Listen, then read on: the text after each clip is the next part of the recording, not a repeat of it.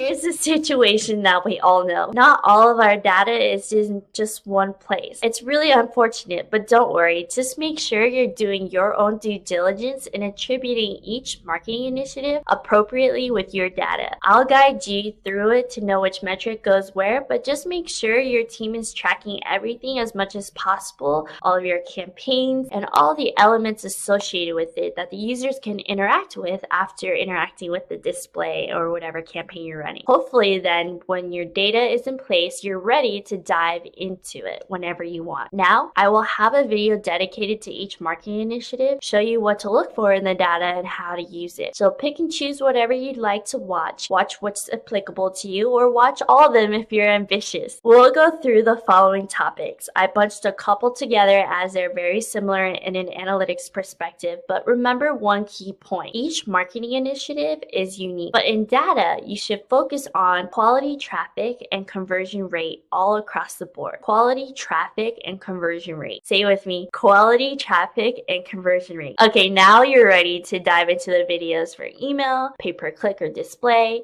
SEO or SEM, social media or content, as well as affiliate and influencer. So remember, quality traffic and conversion rates is a common theme.